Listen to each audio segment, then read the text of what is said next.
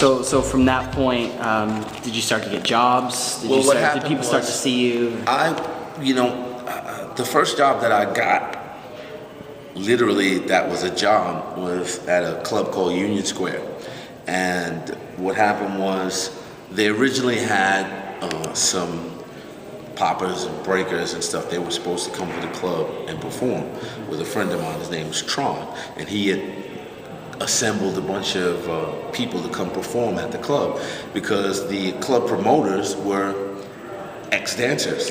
So they wanted to, throw something on the stage. But when the other dancers, the breakers and the b-boys and the poppers came to the club, it was so rowdy, and they were so, they were intimidated. They didn't want to get on the stage because they felt like these people would not accept what they were doing. So basically, Tron went and he grabbed a couple of people that we used to dance with all the time. Now, mind you, Tron was a popper like me. He came from the Beat Street era first, and then we went into the hip hop era, and he made the transition from just popping or breaking into dancing hip hop. And so when they wouldn't perform, he grabbed a couple of our friends that we danced with all the time in the club, pulled them on stage, and they just randomly freestyle. So then the promoters were like, "We'll pay you guys to do this every week." Wow. And they were like, "Okay, but we're missing one person, me." I wasn't there. That night, I decided to go out with this girl, and It's always a girl, isn't it? Exactly. That's why we do this. So I didn't go to the club that night. So then the next day, I get a call, and they're like, "Yo, why you didn't come last night?" "Yo, they want us to dance here every week." And I'm like, "Dance where? On the stage?" So yeah. So we had a meeting that Monday at the club, and when they're explaining to me, they said, "Well, we're gonna pay you guys to perform every week. You can get in free drinks." And so I'm like, "You're going to pay me to come dance here every week. You're gonna pay me, and I get in free, and I get free drinks. You're gonna pay me to come to this place that I paid to get in. I don't gotta pay no more. You're gonna pay me to come." Hell yeah! So and then they were like, well, they wanted to know why these guys needed me. Right. And Tron and them said, well, he's gonna put the show together. He's the choreographer. Now, mind you, all of that time I had never choreographed anything. We just would dance together, and I would lead, and they would follow what I was doing, or we would feed off of each other, and then I would put the together, like we would feed off of each other's energy. But we never did any organized dancing. But they just knew that I was the one to put it all together. So I was just like, okay. And when we got there, we had our next show that Friday. We started rehearsing that Monday. By Friday, we had a whole show. I choreographed the whole show, and we got up there and we performed. We opened up for, who was it? What's his name? It's Grand Poobah before he was in Brand Nubian, Masters of Ceremony. Okay. And we opened up for them and a couple other groups, and we performed and the crowd went crazy. And then every week after that, we put on a performance. We basically opened up the show for all of the rappers, and that's how I got to know all of the rappers. After that, they all remembered me from dancing on the stage at Union Square. I met Salt and Pepper. I met Eric B. and Rakim. I actually did their first video that they never released for Eric B. for President. I got to meet, again, Masters of Ceremony, a lot of different rap groups all came through there, Heavy D and the Boys. I met all of them because their first performances were at Union Square. And then later, the next year, Union Square closed. So that club was pioneer. That was the biggest club of the moment at that time. I mean, that club set it off for the next, the next generation of hip hop. Coogee Rap, Eric B. and Rakim, Big Daddy Kane, all of that Biz Markie happened in Union Square and Latin Quarters.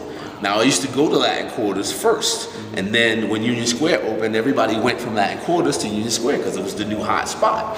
But when Union Square closed, everybody went back to Latin Quarters. Okay. And between that time, not too long after that, I got a friend of mine hooked me up to dance for Houdini. He had told them, about me dancing in Union Square and dancing in general. And he was another, his name is Cliff Love. He was another one who was from the Beat Street era. He was a popper. And he, made the transition into hip hop also. So he told them, you know, you got to get this guy. And so, you know, Jalil was like, okay. I ran into them in the street and a couple of times, and Jalil was like, okay. And then a couple of weeks passed. I get a phone call from their manager. Oh, we need you to come to Columbus, South Carolina on this date, such and such. You're going on tour. And I was, okay. And I got on the plane and I went down there, and my first show with them, you know, we didn't have anything put together. I'm just on the stage, you know, and I'm just following what they're doing. I don't even remember the song they were performing, but Jalil was like, go off, go off.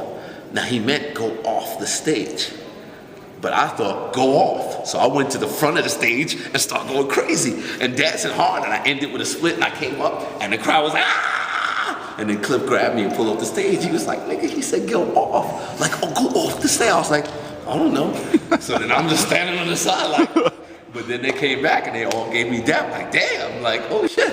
And he's like, but you know, I may get off the stage, but okay, you know, because I rocked it. And that's how I got to go on tour with Houdini, LL Cool J, Public Enemy, Eric B. and Rakim, Dougie Fresh, Jazzy Jeff and the Fresh Prince, Heavy D and the Boys, who else was on? Stetson Sonic, Big Daddy Kane, Roxanne Shante.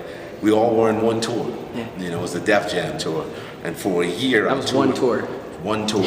And the main people on the tour was, it was LL Cool J was the headliner. And then Houdini, Eric B. and Rakim, and Public Enemy. And then different people would come in and off the tour. And also we, you know, synced up with Run DMC and the Beastie Boys tour. Because at that time, the Beastie Boys were barred from Georgia. So they couldn't perform in Georgia. So they linked those two tours together. You know, and I that's how I got to meet a lot of the rappers. And from that point on, for me putting together, Houdini was always known for their stage shows. They always had dancers. They had B-boys and poppers, and then they were the first to have hip-hop.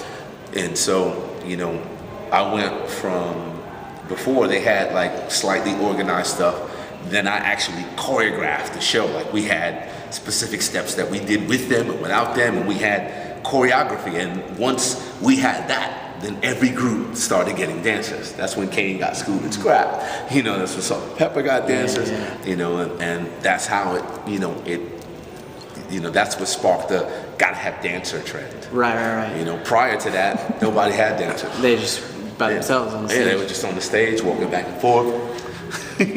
Well, I mean, you have the influence of like Jackson 5 and stuff. Like when you were talking about Soul Train and you're talking about Carol Burnett show, I was thinking of Dancing Machine. You know, of course, I mean, Jackson Michael 5. Jackson, like, it's funny to hear, when Michael died, to hear people talk about Michael Jackson and Beat It and all of that. And it's like, that's nice, but we grew up with Mike when Mike was yay high and he was come on. I mean, like, that's the Michael Jackson has been famous since he was 9 years old. Right. Like, you guys are real late. You know, Beat It and Billie Jean, that's nice, but he was already hot long before that. Yeah, I think a lot of people, I don't think they give enough credit to Off the Wall. Oh, Off the Wall. I mean, Off the Wall was hearing that from the first second all the way to the last second. It's a great album. I mean, they don't give enough credit to the Jacksons album. No, definitely not. You know, Can You Feel It? And come on, man. When I saw that, I used to think that they were like superheroes. When I saw that video when I was a kid, it was like dun dun. They're like